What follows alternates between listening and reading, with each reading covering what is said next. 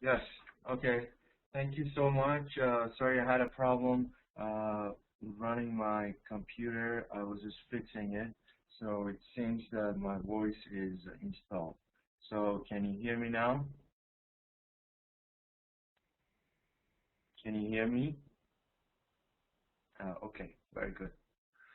So let's go ahead and start our session called Dyadic Relations, Attributions, and Followership. I hope that everyone received the slides that I sent you this morning. Okay, our learning objectives are uh, understanding why different dyadic relations develop between a leader and individual subordinates. Then understanding the major findings in research on leader members, exchange theory, and limitations of this research. Understanding how leader behavior is influenced by attributions and motives of the skills by subordinates. So please include your email so I can send you the slides again. Those of you who haven't received it, please give me your emails and I'll send it to you again. Understanding appropriate ways to manage a subordinate who has performance deficiencies. Okay.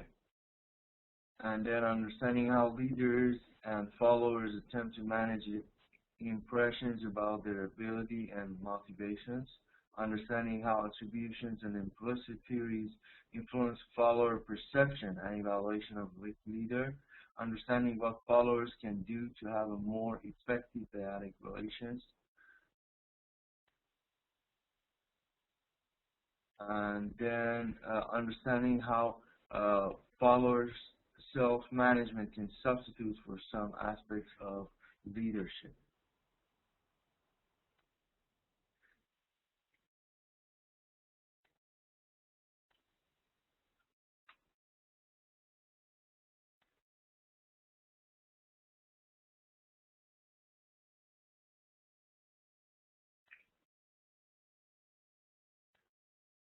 Okay. So I see that you're asking what is dyadic relations. Dyadic is sociology relations or binary relations. Basically, we're talking about uh, it's a functional relationship. Mostly, it's when you have a communicative relationship. It's like a both-way give and take relationship. And uh,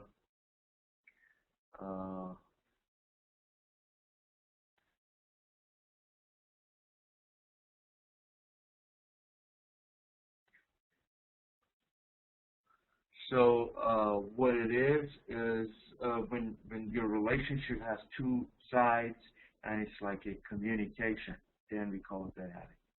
So understanding how where was it? Understanding how followers self-management can substitute for some aspects of leadership. Yes, two-way communication, exactly. So leader-member exchange theory. We have this initial version of LMX theory. We have role-making stages and measurement of LMX. So leader-member exchange, we call it LMX. And basically, on this questionnaire, you see how sample items work. This is how you will understand how the leaders is working. Like how well does your leader understand your job problems and needs? So you see that you can say not a bit, a little, fair amount, quite a bit, and great deal. So that way you will be able to score the way the leader is performing. So how well does your leader recognize your potential? How would you characterize your working relations with your leader? And what are the chances that your leader would use his or her power to help you solve problems? So leader-member exchange theory, or LMX, is basically the research on correlates of LMX. So basically, the research was done to understand. Can everybody hear me? Yes. I don't know why some of you cannot hear. Uh, Probably the reason.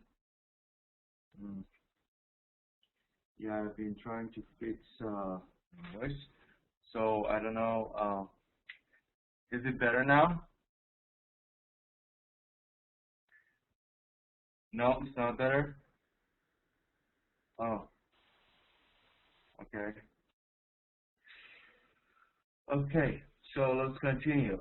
Evaluation of element theory and research. Ambiguity about the nature of exchange relationship.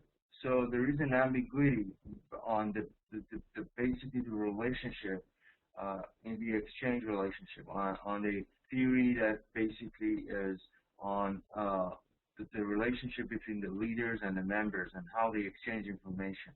So more elaboration about how exchange relationship evolve over time, career description of leaders, dyadic relations affect each other and group performance, incorporation of attributional process, uh, incorporation of situational variables, and more longitudinal research.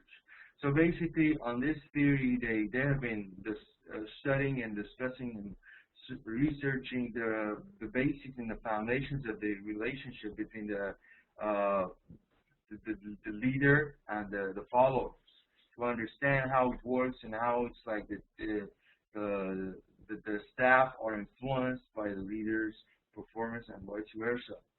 The leader attribution about subordinates. They're basically two-stage attribution model. First, the manager tries to determine the cause of the poor performance. This is really important. You want to understand why your staff are performing poorly. So a lot of times you see that your staff are performing not to your expectation level, and you want to understand why. You want to see the causes and the reasons behind it. And then the manager tries to select an appropriate response to correct the problem. So you see that the manager always tries to find an appropriate response to fix the problem. So it's not just finding the problem, it's always addressing it and fixing it that matters. And the leader is supposed to find the solution to that problem, because just finding the problem is not going to solve the problem. That's just the step one. And the step two is just coming up with a solution and then finally solving the problem so that your followers can actually perform. The type of attributions you have: internal, basically it's your effort, your ability, and external. So, reasons for an external attribution. So basically the subordinate has no prior history of poor performance on similar tasks. So when you want to say that the reason, the poor performance is not because of necessarily that employee or staff, or there are other reasons involved, there are some of the reasons that you would get to that conclusion. One of them is when your subordinate in the past, there has not been any history showing that your staff or your employee has been performing poorly. So your staff has been performing very good, and suddenly you see a change. So you got to find out. So the first kind of red flag is that before you never had such a problem with him or her. Then the subordinate performs other tasks effectively. And then you see like the staff or the employee is not efficient on one activity, but then at the same time you see he or she is performing other activities very good, and there is no problem. And basically you see that it's only this certain activity that your employee is not performing. So that also could suggest that your employee altogether is not an inefficient employee, and most of the jobs and performances that he has, they're fine only on this certain activity that you just checked, you see that there is inefficiency. So you gotta search into it. And then the subordinate is doing as well as the other people who are in a similar situation. And then sometimes you see and you sort of come to a conclusion that an employee is not performing or not performing up to the level of expectations. But then when you look into it, you see that the employee is actually doing pretty much what everybody else with the same situation would do. So then you will try to find out what are the other causes, like probably the system, probably the power you've given that employee, or the other people managing the employee, or people under your employee, and you want to make sure that everything sounds right. Then you see the effect of failures or mistakes that are not serious or harmful. Sometimes there are mistakes. Sometimes you see that your employee has made mistakes, and then you just find out that those mistakes are minor. Those have no effect on the totality of the performance. And then the manager is dependent on the subordinate for his or her own success. A lot of times you see the manager depends on the employee's success. So you got to see how the success is working, and just sort of find a cause and the relationship in between those. Then the subordinate is perceived to have other redeeming qualities.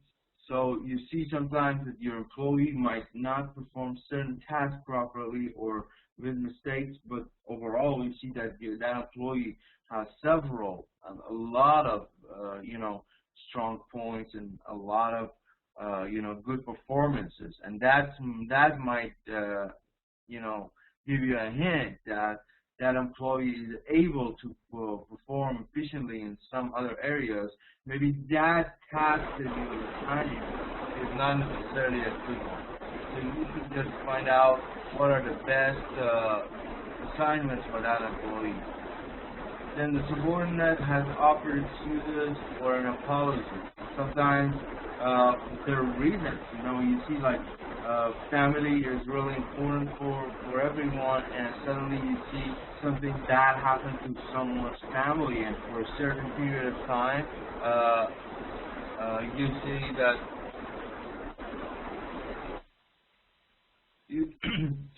you see that the performance is not the way it's supposed to be.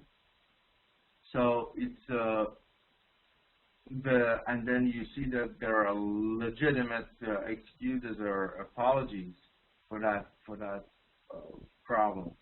So you cannot just say that, okay, this employee or this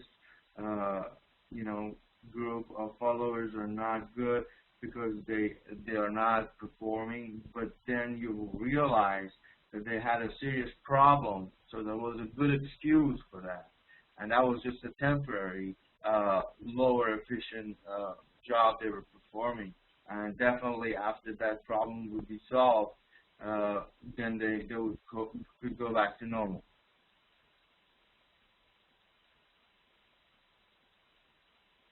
Yes, exactly, Mr. Nawabi. When we talk about external factors, it means that the employee by himself or herself is not necessarily the reason of that poor performance. There are some other factors involved that cause that.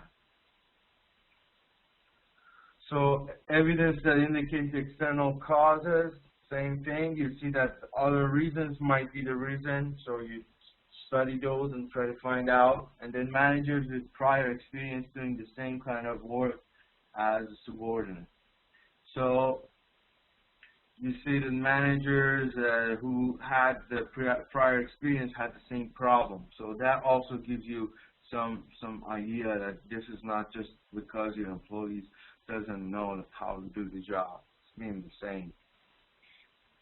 So let's go to the next next slide. Leader distribution. Okay. Then there was research done on this model, and then its distributions and LMX. So there are types of exchange relationship between influence managers. So it's less critical when there's a high exchange relationship. So attributions to this LMX, the exchange of relationship, is less critical when there's a high exchange relationship. So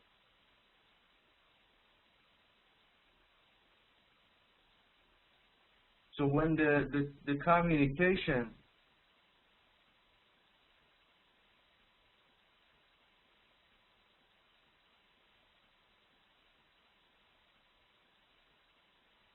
external, we call it external, Mr. Rafai, because it's not the reason that it's something inside, it's something outside that is causing the problem. That's why we call it external.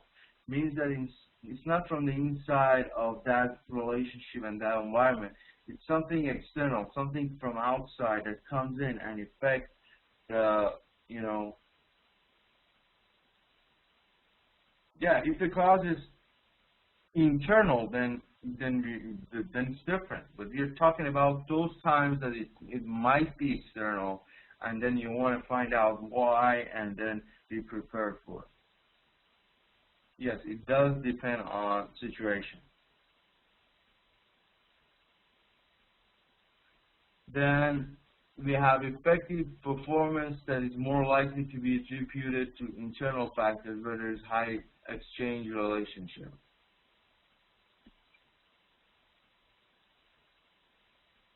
So on this theory, those who have most effective performance are those that are attributed to internal factors, where the exchange relationship is pretty high. Then ineffective performance is more likely to be attributed to external factors when there is a high exchange relationship. And opposite is true for low exchange relationship. So as you can see on LMX, it's very much depending on the exchange of relationship and whether it's internal or external. So basically, our focus is on internal. And when we talk about internal, it's something that you can fix within the relationship. It's like both ways, you or the employee who receives that initiation and responds back to it perform is what decides how the leadership is done and how much information is exchanged. So on those factors that are out of control or those factors that are outside, you don't necessarily have a control over, but a lot of times you can put a limit. Like if there is a certain limit of time or a certain limit of task that an employee doesn't, despite the fact that there might be a problem, but because the problem has been ongoing, you can just terminate the relationship. Then correcting performance deficiencies.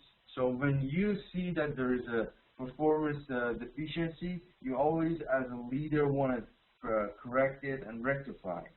So first, you gather information about the problem. So the first step, like any other problem, is first of all find out as much as you can about the problem. So you want to gather information. So when we talk about gathering information, we're not talking about subjective gathering information. Let's say you see a problem and then you already, without finding out why that problem has occurred, you have decided to fire that employee. And you're just gathering information to fire that employee. This is not gathering information. This is subjective gathering of information, and this is not what you're talking about. You're talking about first find out what has happened with details. Don't have any perception or presumption about anything. Try to find out by doing that research. Try to avoid attributional biases. So same thing, don't be biased. Yeah, deficiency and efficiency, Mr. Faisal. It's about performance. When you say deficient, means it's less than efficient. It's less than what is considered to be efficient and good and practical and functional. But when you say deficient, it's the negative word of efficient, which means that it's less than the expectation. It's less than what they're supposed to perform. So that's why we call it deficiency and efficiency. Okay, provide corrective feedback promptly. So when you see a problem, you're doing research, make sure you give feedback right away. So a lot of times these products and services are pretty set and set in stone. So if you want to make change, it will take a long time. So make sure as soon as you notice a problem and you're working on it, try to communicate it out and give feedback. Then describe the deficiency briefly in specific terms, and then try to make your staff understand what's going on. Give them some explanation. Don't be just working on something without telling them and including them in that process. Then explain the adverse impact of ineffective behavior. When we have ineffective behavior, which is the type of behavior that is not effective, then we need to explain the reason for that. And then we need to stay calm and professional all through the process. Don't get emotional. As a leader, it's rule number one that always be calm and be always talking about, good and positive terms. And of course, you are going to criticize your employees. You're going to find out the problems. You're going to be very, very firm and strong with them. But that doesn't mean to be aggressive. Yeah. Biases is when you're not objective, when you have a presumption already set in your mind. It's prejudice. Prejudice is bias. So let's say when you have a bias and you're making a decision, before you make that decision, you have already taken a side. So as a leader, you're supposed to be able not to take sides, be able to be neutral so that your employees will decide. So this is also another explanation for that. Are we good? Can we move on to the next slide? Any questions or comments so far?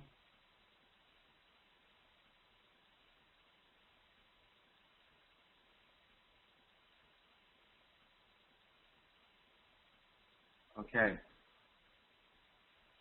So let's move on. So correcting performance deficiencies, continuation of that. You mutually identify the reasons for inadequate performance. So it's, as I said, it's a two-way relationship. You're exchanging information. So it's not just one way and you study and then you decide and tell the borrower what has happened. You all through the process, you try to keep them in the loop. So to identify the problems, to see why they are not performing up to the level of expectation and try to fix it. And then we have asking the person to suggest remedies. A lot of times you see the problems, and when you ask for remedies from the same guy, they might surprise you with what they tell you. They might tell you strategies that you've not been using or ignoring, and by just talking to them and having them suggest and give feedback, you can actually benefit from it. Then express confidence. A lot of times I see that the managers, when their staff or employees are not performing up to the level of their expectation just on that certain limited amount of time, they start, judging them, stuff like that. But it's great to have confidence in that person. It's great to be positive. It's great to give suggestions and ideas. And show sincere desire to help the person. Don't just try to find a problem and fire the employee or, just fix that problem. Try to create a relationship with that borrower, and that is going to help you. And then reach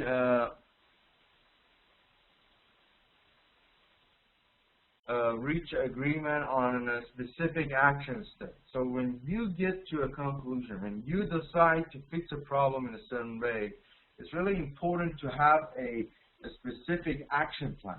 Don't just decide on doing something without really knowing what you're going to do.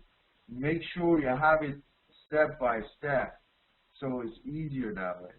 And then summarize the discussion and verify the agreement. So here I just want to give you a mini task to make sure that you're following me. Uh, please give an example, just a simple example of how you can communicate with your staff when you find a problem.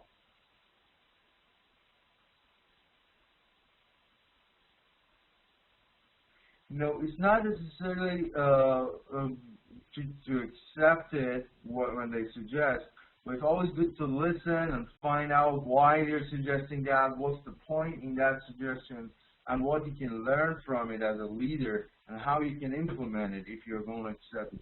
But you don't have to accept it, so it's just their suggestion. But it's good to ask for it. So I was just asking you guys, give me an example of how you would communicate with an employee on a certain problem. Give me just one example of like a problem that you fixed and you had a similar probably strategy or a different strategy. How did you fix this problem dealing with that employee? That you had a problem. Okay, give me some examples, please. Did everyone hear my task and my question?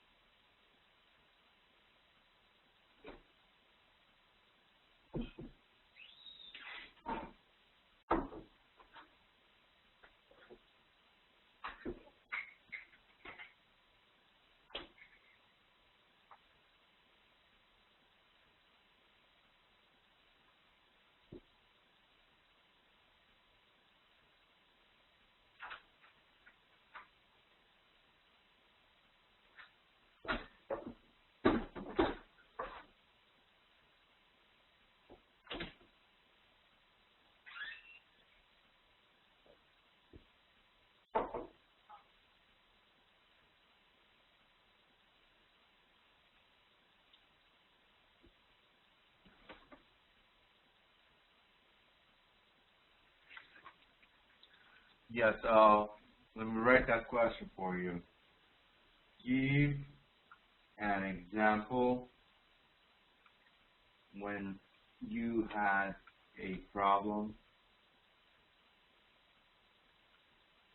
with your staff regarding his or her efficiency.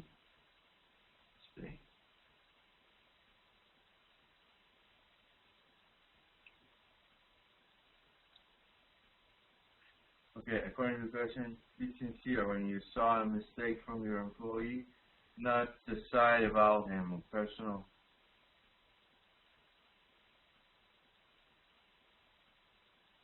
Before. Nature of the problem. Give an example when you have.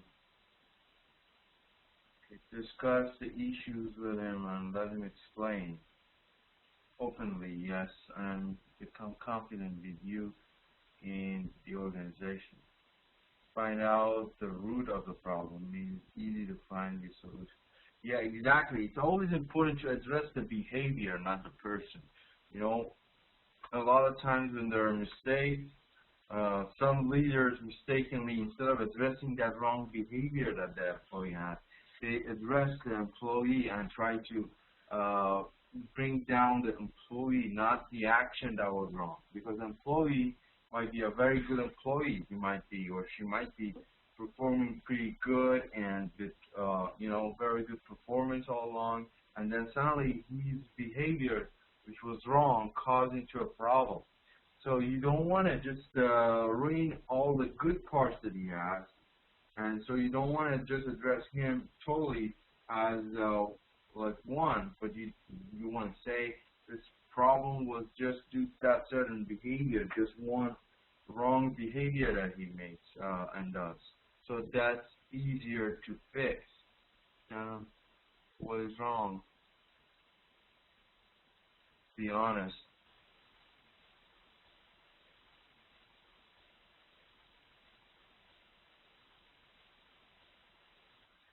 Yeah, I've been working on my volume. I've got a new microphone and I fixed it this morning again with the installation and everything.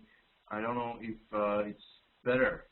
I've increased it to the max. To be honest with you guys, I have been working on it. Oh, okay. Okay, so any questions before we move on? Make the staff be an active part of the solution, not a problem. Yes, exactly. Make sure that everybody's involved and everybody's fixing the problem. Okay, so let's move to the next slide then. So follower attribution and implicit theories. Determinants of follower attributions, like sometimes you have timely indicators of performance. So performance is always within a certain time that is given. So you got to make sure that your employee and your staff is performing within the time frame that you expect your employee to perform. So sometimes you're dealing with direct or indirect actions. Then the response in a crisis is also important. External conditions, we talked about it. A lot of time you see that some of your staff or employees, they respond perfect and great when it comes to disasters or problems or crises. So they exactly know how to fix the problem. They take ownership. They start working hard in order to fix that problem.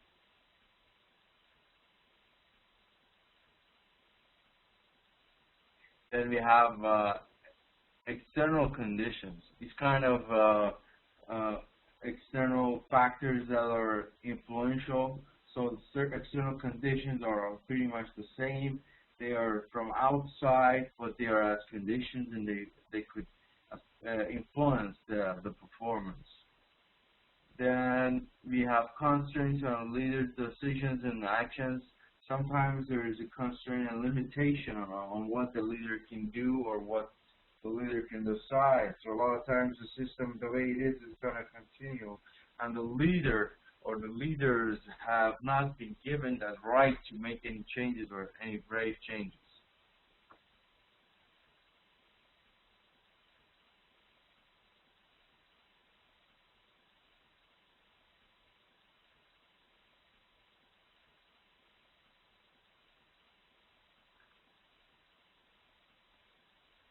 Okay, Ms. Akbari, I'm waiting for your question to complete. So you're saying why be what? Can you complete your sentence so that I can answer your question?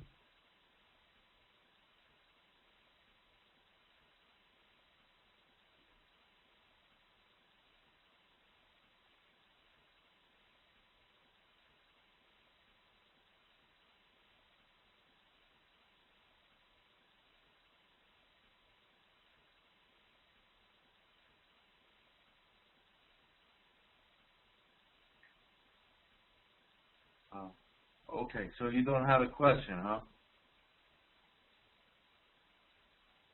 Or, oh, okay. So please write it down whenever you have a question. Then the leader's intentions and competency. Sometimes it's also good to make sure that the leader is able to perform, and it's not. Sometimes it might not just be the employee's problem. Sometimes the leader needs some training. The leader needs some you know, ideas in order to be able to succeed. So sometimes the leader's ideas are pretty outdated, and that's why they end up as unsuccessful and non-useful performances. So then the leader's personal quality is also important. So the leader has to be known as someone who can lead, as someone who has done that before and is doing it in the future. So if someone just found someone else as an employee and they are not getting along, or the leader is not successful, sometimes the qualities of the leader could be under the question. Implications of follower attributions about leaders, and then implicit leadership theory. So the attributions that comes with the leadership, so that's also important. The definition of leadership to your staff is also important. What they think of a leader, what do they expect from a leader? If you're far from it, there is a long way for you to improve it. But you always want to make sure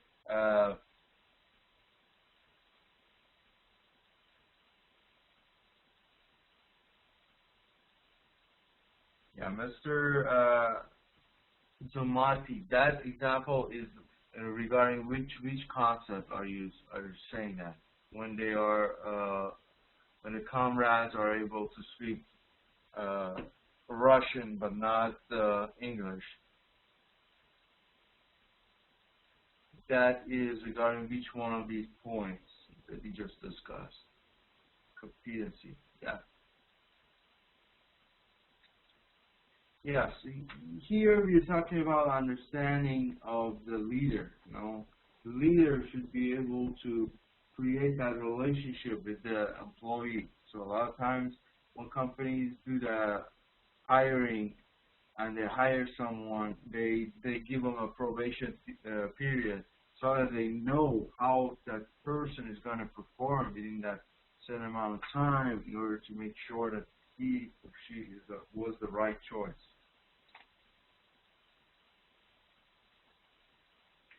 Yes. Okay, let's go to the next slide. Impression management. Impression management tactics.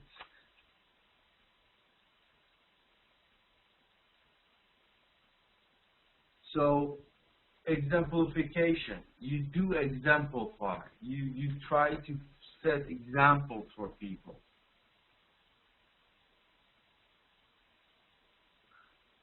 Implicit theories. Was it the previous slide that you were?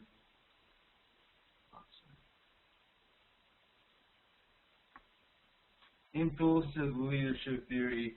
It's something not explicit, something not outside, it's something inside, it's something unsaid. Implicit is basically unsaid theories. It's something that is presumed and assumed and already considered as already there, not just something that you gotta create. That's what we mean. So implicit theories are those that you as the leader should know without somebody be telling you.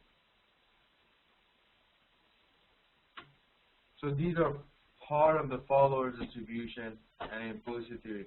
So basically, it's part of the LMX. Implicit theories are those parts of this general theory that the leader is supposed to know. It's more of creating the bonding and rapport with other employees, rather than if I tell you, okay, in order to do that, just tell this to your employee. Just behave like that to your employee.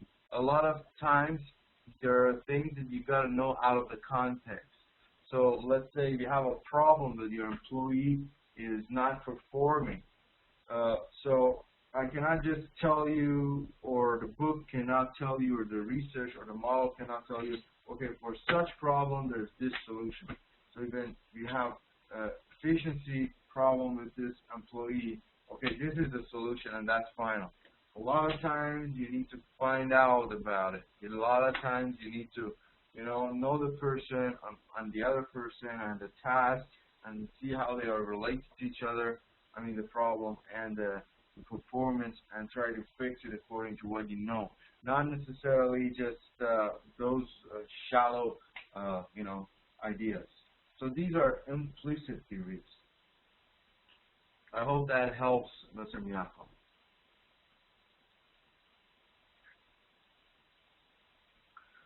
So impression management, we talked about exemplification, integrate. You sort of integrate and include what you are applying. Sure, no problem. So, and then self-promotion. You promote yourself and also help your staff self-promote themselves when they perform greatly and they're performing up to the level of expectations. And intimidation. So sometimes impression tactic would be intimidate your staff. Try to create some excitement in them. Impression management by followers, impression management for leaders. So as you can see, this impression management goes both ways. Either starts from borrowers or starts from the leaders. And both are basically necessary for you to be successful. Intimidation, yes, means the kind of creating excitement. Intimidation is more of, challenging them rather than, and integration means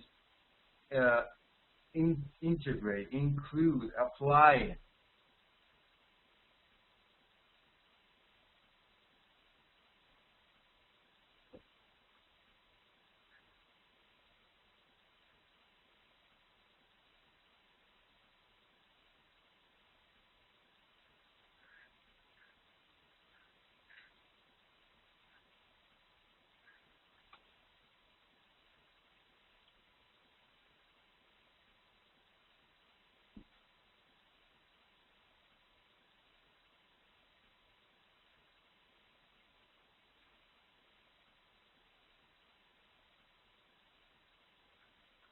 Okay.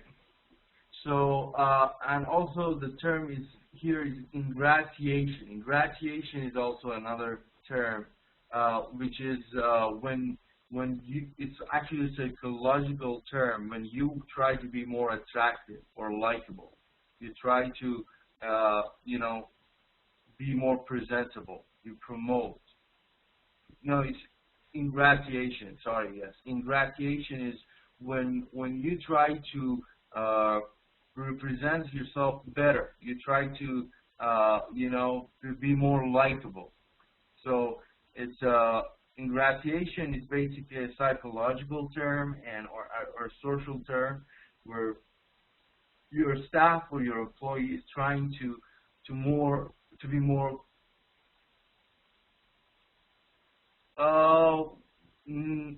gratitude. No, not necessarily. This is another word. It's basically a term. It's a psychological term created by a psychologist called Edward E. Jones. He basically came up with the idea of ingratiation. So it's basically how your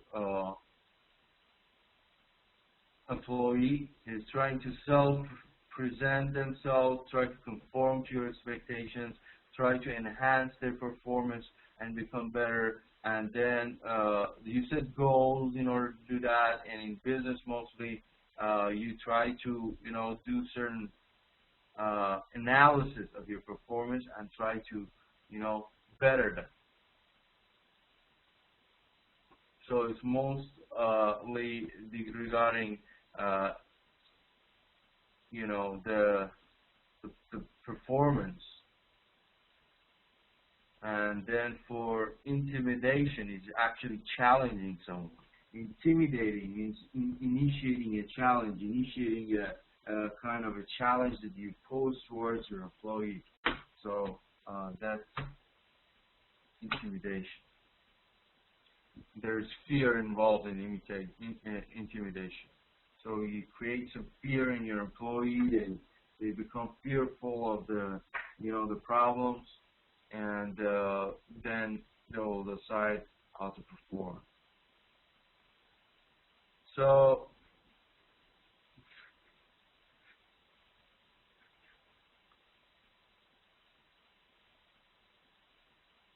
follower contribution to effective leadership. So what's the follower contribution? Follower identifies identities and behavior also. They mean something. So at the same time that the leader is supposed to contribute, you're welcome.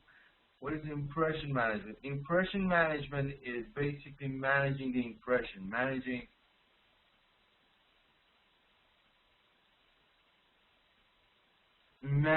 how the staff is impressing and expressing themselves and the other way around. So it's more of a relationship management. Impression management is a relationship management of the leader, that they manage the relationship between themselves and the staff. So followers' contribution to effective leadership. Followers' identities and behaviors are important. They need to implement decisions made by a leader and challenge misguided or unethical decisions.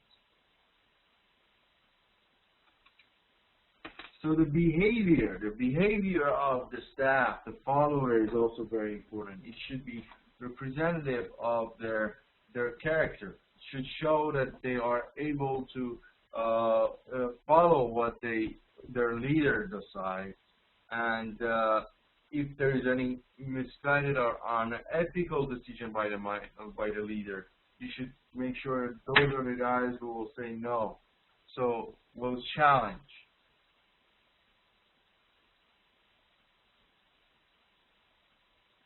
It's basically, Mr. Faisal, it's how you and your employee are going to communicate. It's like, if you remember, it's more of a relationship and a two-way give and take relationship, gathering information from others. So it's more of making sure that you and your employee are going to be able to communicate with each other. And then willing to risk leaders' displeasure. So followers, effective leadership is when there's times when the employee thinks something is right, even though they give a chance that the leader might not necessarily like it, but when they are innovative and they are able to do some changes and create a better performance, they take that risk.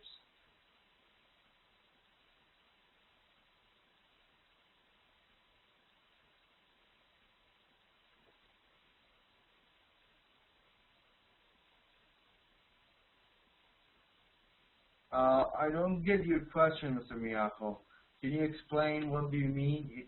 If it happens, the leader is in the negative situation.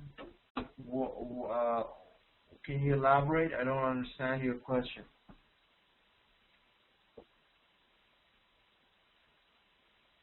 What negative situation? Can you explain a little bit? Yeah, when the leaders do not follow, I mean, this slide is not suggesting that those leaders that do not follow their leader are good followers.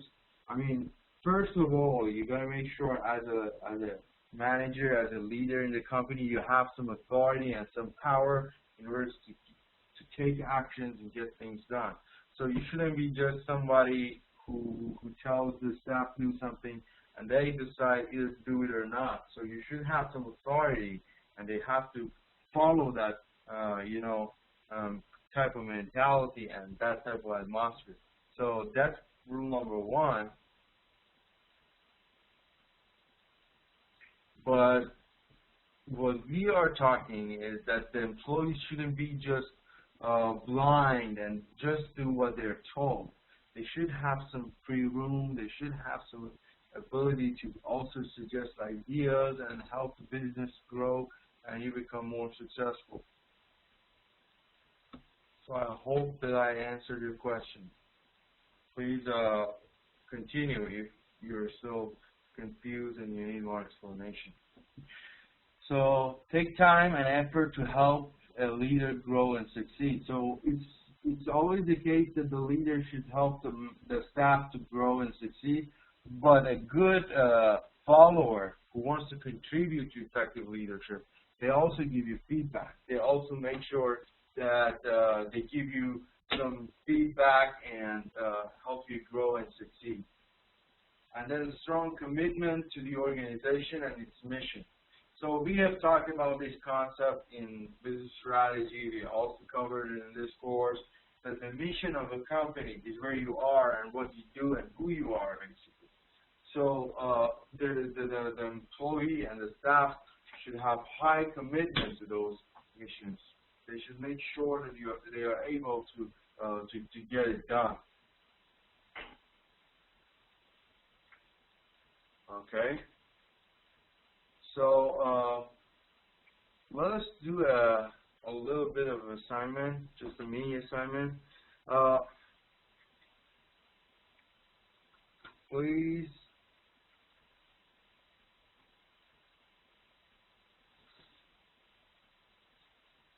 define your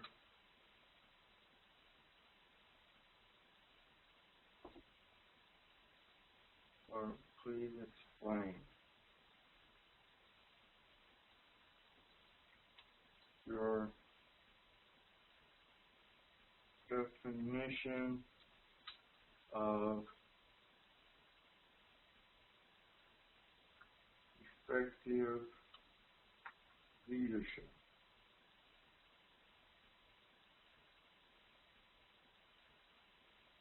Okay. It's really important to understand that you guys have a good and clear definition of effective leadership. So I want you guys to tell me what you think is an effective leadership. So most of you are leaders already in companies. You have staff, you have members or like subordinates working under you. So what do you define as effective leadership? Like, when do you think you are doing effective leadership in your organization or company? Just explain briefly what you think is effective leadership. Because we have been discussing about it, it's really important to make sure that you guys have a clear picture of effective leadership. So take a few minutes, just a couple minutes to think about it and write your answers. We're going to discuss it to make sure we have a clear picture of it.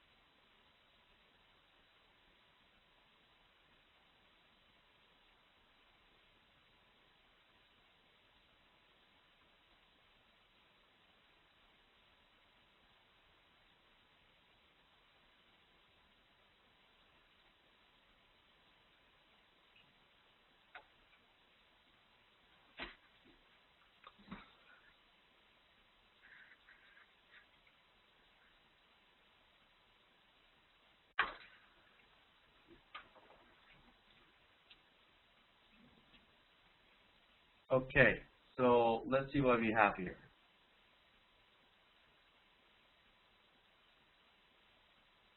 Okay, very good responses.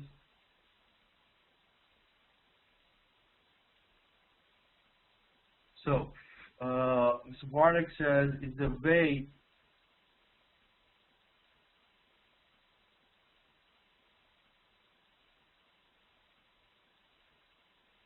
that a leader influences the followers to effectively achieve the objectives. Okay? So a leader is someone who manages to get people to do what they want. Include define one as one who is expert and influences get others to achieve their objectives. It will be effective if people allow themselves to be influenced. Okay, very good, that's true. So they need to allow you to lead them also. Leader can be effective when its vision, its goal is clear, its passion and creativity, confidence, skills, and also good communication. The effective application of influence on a group of followers for reaching a common goal. Leadership is the process of directing the behavior of others. Some common objectives and organizational goals and pave the way for followers to follow. If you're a process of influencing of someone on people to achieve the objectives. Yeah, objectives and goals are important. Definition of leadership is leadership essentials of inspiration and preparation. It's based on ideas, but won't happen unless those ideas can be communicated. That's very true. Direct, inspire, and motivate.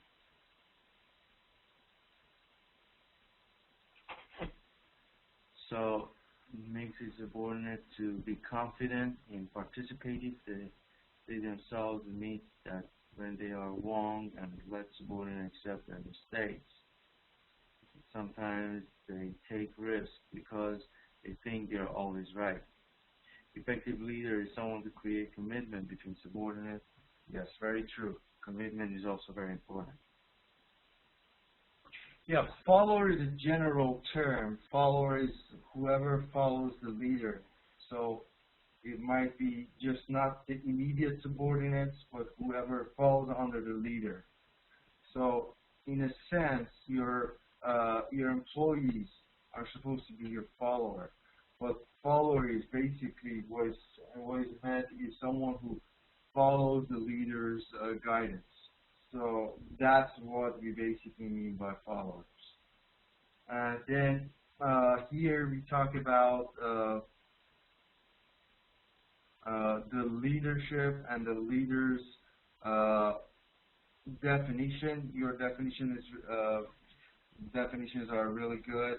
So effective leadership is basically when you make sure that your leadership is a communication. It's something, it's like a two-way relationship. It's not just one-sided communication that you're just sending out orders and communications to your staff or employees or followers and you don't get anything back. Effective leadership is the one that basically gets the job done. It's very good points you mentioned when you said that create commitment to the goal, to the vision.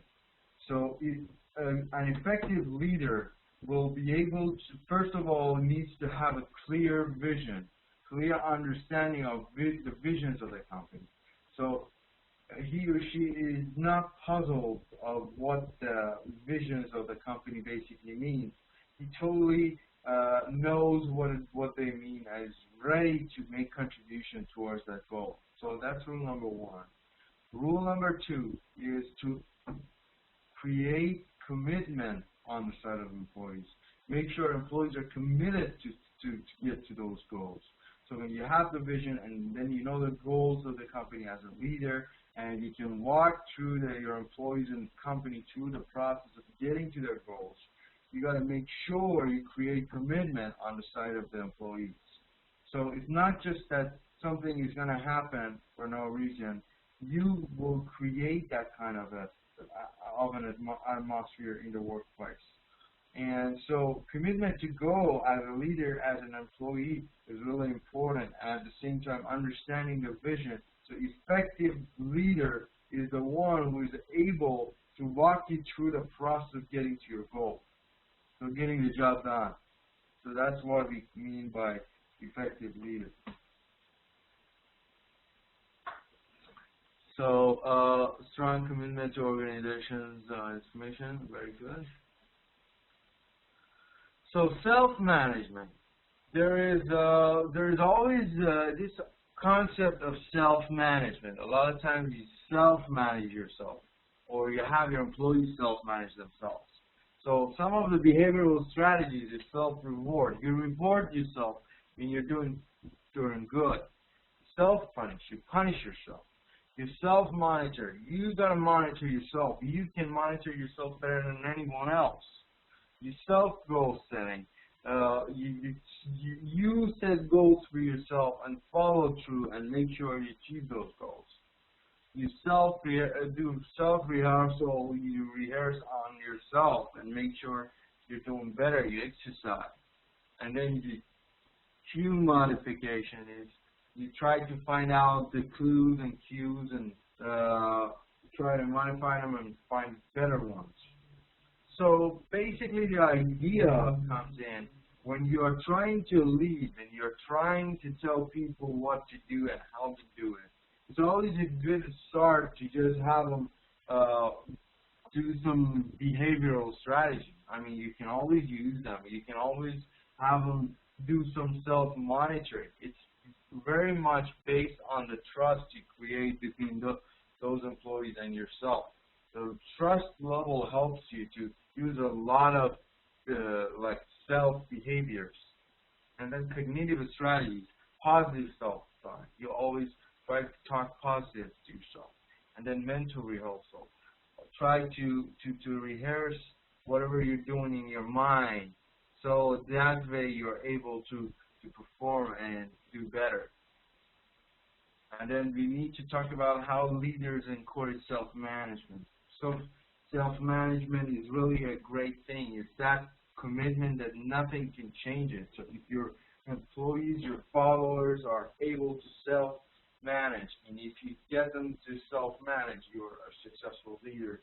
But to get them to that point, it takes a lot of effort. It takes a lot of guidance. A cue modification is when you have a cue, when you have some guidelines, and you try to modify it.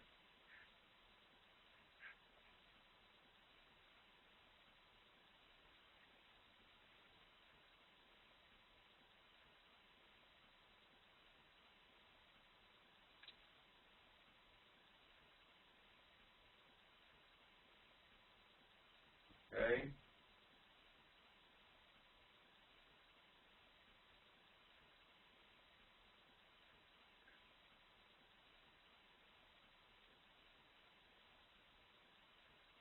So for self-reward is, a lot of times your employees are just looking for rewards and prizes. Like they do a job and they expect you to reward them. But if you get them to a point that it's self-rewarding, what they do is self-rewarding. Like just getting the job done is something that is like a reward. Like they have this mentality that just the fact that they're able to do that job is a great reward in itself. The fact that they were able to perform is really a great reward, and as soon as they can see the results, that's the biggest reward they could expect. So that kind of mentality helps you a lot because it gives you the understanding of your employees, and they know how important it is to get the job done, and they take ownership of the matter, rather than you just encouraging them and telling them to do stuff, and they themselves would not do it unless there's a reward in it for them. So self-rewarding is just doing the job and being part of it is really rewarding already.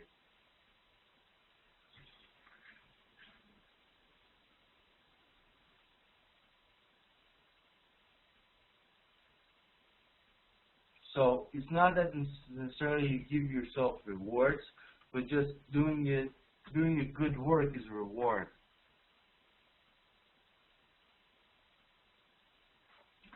Yeah. And then cognitive strategies, we just talked about it, it's more of mental talks, more of positive talks.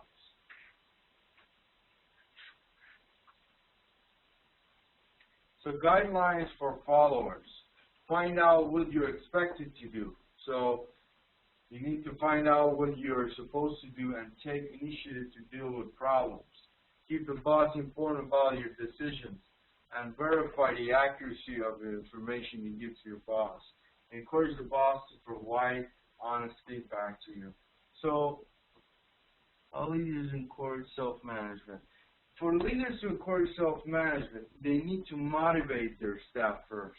They need to create that environment that the staff and the employees think they are important, think that what they do and what they think is really important. If the staff are at a level or they believe that what they think is really doesn't matter or is not really important, then you cannot have them do any of those, like self-rewarding or self-punishing or self-monitoring. You only are able to do that when you get your employees to believe that they are important, what they think is important. So you're giving them permission to perform according to what they think is important. You always, of course, tell them about where you're going and how you could go, but you don't limit them, and you give them some permission to be able to be more flexible with you.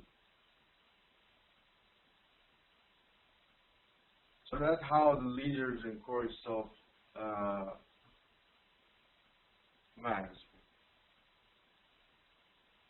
Sure, no problem. So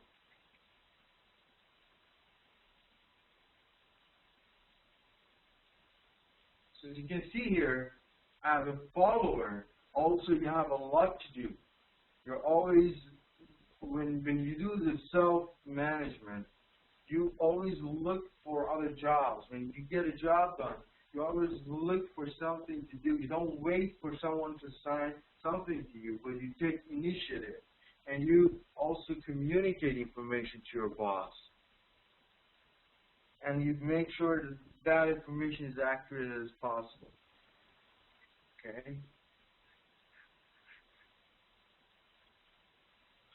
So you support the efforts to make necessary changes.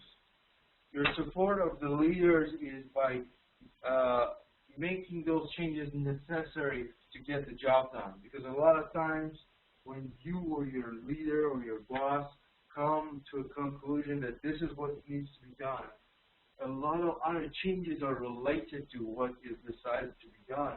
So unless you commit yourself to those other changes, to make those changes, even though they might not be even mentioned, then you're not supporting the decision. And show appreciation and provide recognition when appropriate. Don't be just taking granted your employees. When they do something, reward it. The same way that you punish them when they do something wrong. Give them feedback, but at the same time, when they do good, make sure you emphasize how good their activity has been and give them some good feedback and encourage them. Then challenge flawed plans and proposals made by leaders. So the followers should always challenge those ideas that are not really helpful, and they just put it in there to just have another suggestion. So as a good follower, you need to be able to challenge the leader when it's necessary, because you want to make sure you believe in what you want them to do. Yeah, flawed means mistaken, means with error, not perfect. Flawed plans means plans with errors and mistakes. Then resist inappropriate influence attempts by a boss. Don't take everything from your boss. A lot of times, your bosses are just ordinary people, and you might not always be in, great position. So, don't take inappropriate influence. Try to resist it. Provide outward coaching and counseling. So don't be just undecided learning. Try to give feedback. Try to also be involved in the process of, getting the job done. It's not just, deciding on getting the job done and then the job gets done by itself. So this will be the end of this chapter. So also about your assignment, the final assignment, we will discuss it next session.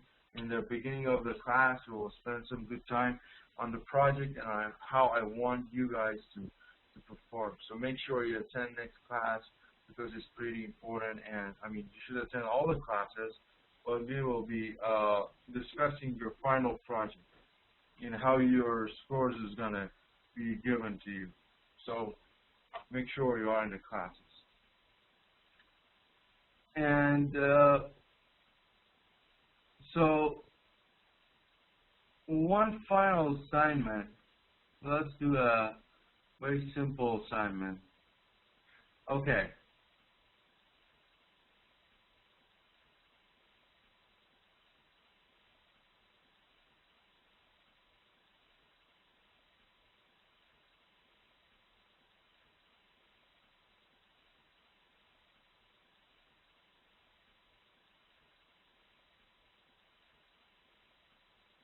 Okay.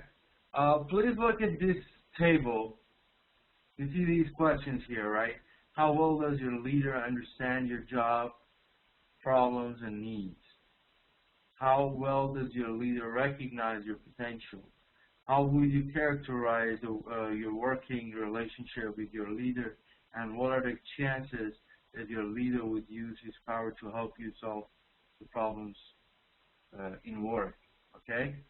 So on this questionnaire, where when you give it to your employee and then or follower, and they respond back according to your performance, I want you to.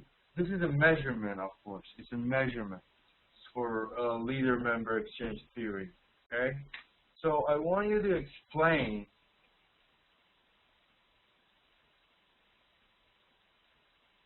first. Number one.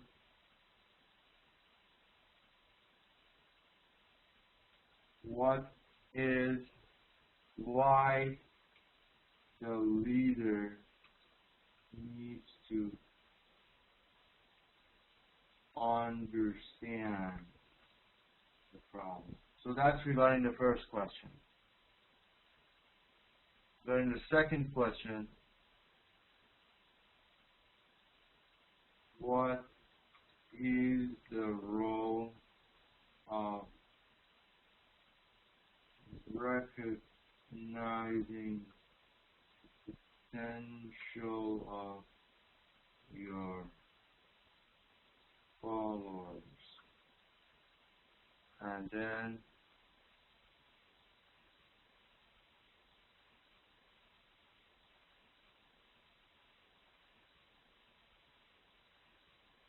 is the relationship between leader and follower important?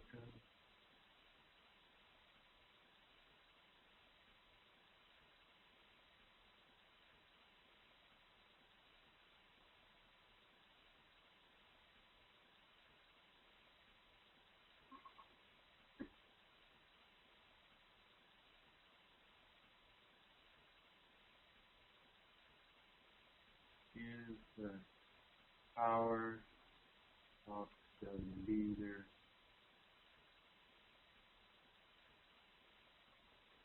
important?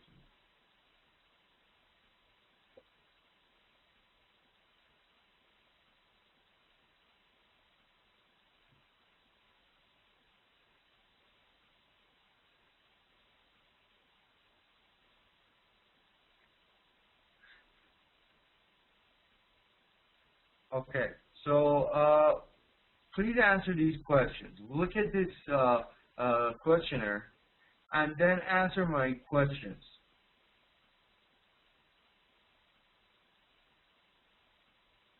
And important is just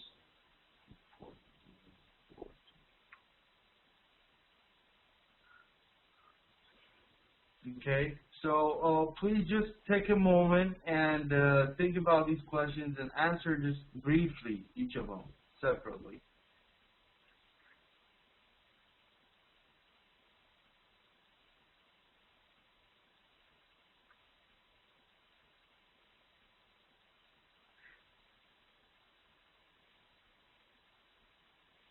So does everyone understand the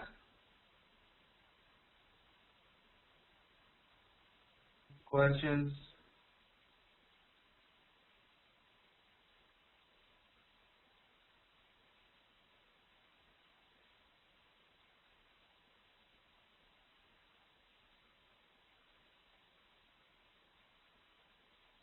Okay. So take a couple of minutes and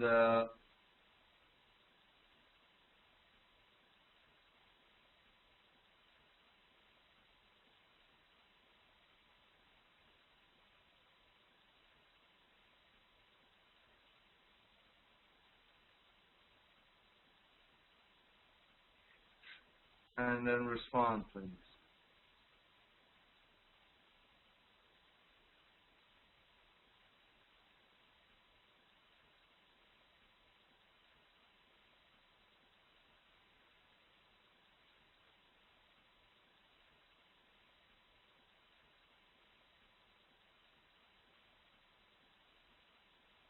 Okay. So now 2 minutes, let's say.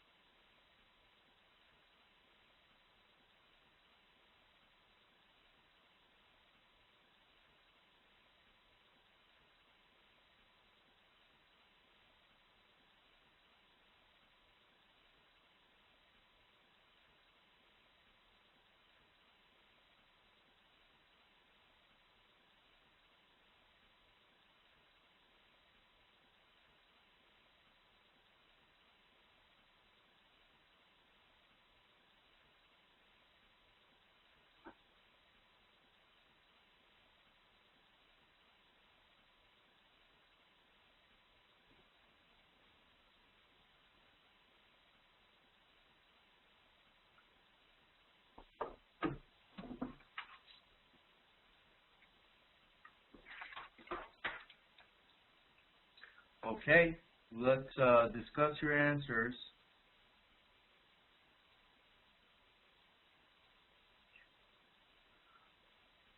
The leaders need to know the problem to correct the action, okay, because it's part of his duty. Okay, let's go back here. So why, first of all, so for the question,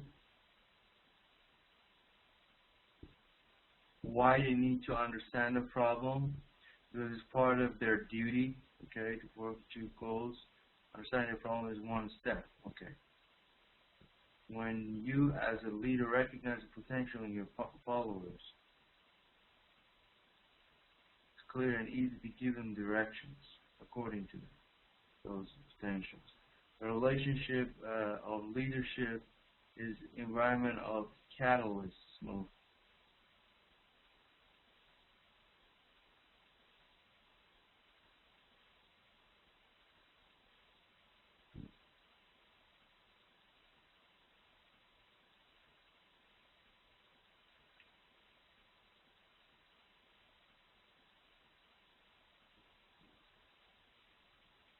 Lead and follow phase away. Leaders need to know solve and motivate the followers as responsible as a team. Find better ways, subordinate the problems to achieve the objective, to find a solution.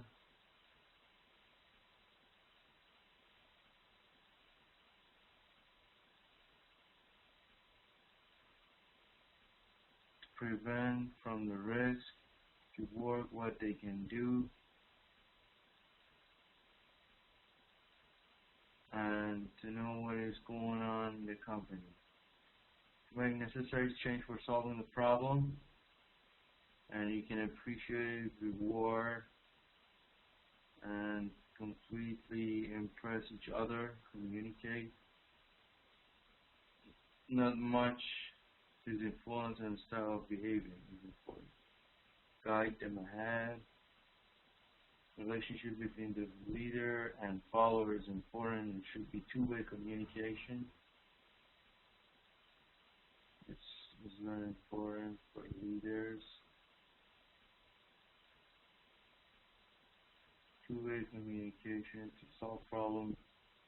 You have to know the cause of the problem. It's crucial to have power on the followers. Power and importance for the leaders. You have to know your people, how much they know. Knowing followers solve the problem. Power leaders.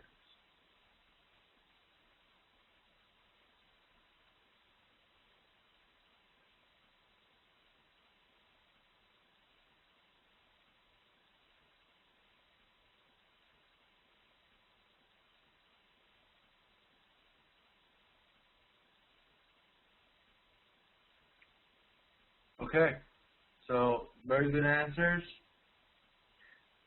I have one last one. We said to make necessary change to solve a problem in his style, the employee can, yeah, this cover that. Okay, so first, it's very important to understand the problem, because if you are leading someone to fix that problem, you need to know what is the problem first for you to give them advice. Then finding the potential is going back to the concept of giving people assignments relevant to their skills. So sometimes you might have been like effective performance of your staff and followers only happens when you're giving them the right jobs. And you only be able to give them the right job if you find out their potentials. You know what they are good at doing. Then how do you characterize your working relationship with your leader? So the relationship is a communication. Communication is a relationship.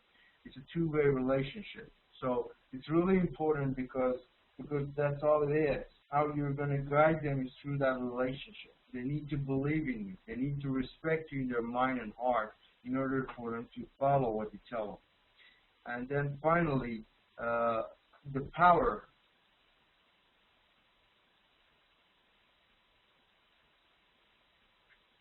The power of the leader is their knowledge, their ability to want to lead you and guide you through. So it's really important that the leader has the power and is using it in the right way. So if it's the autocratic way of using the power, the leader is not going to be very successful because the staff are not going to commit themselves to perform. They just do it because they have to. Okay? Any questions before we finish the session? Any comments or questions?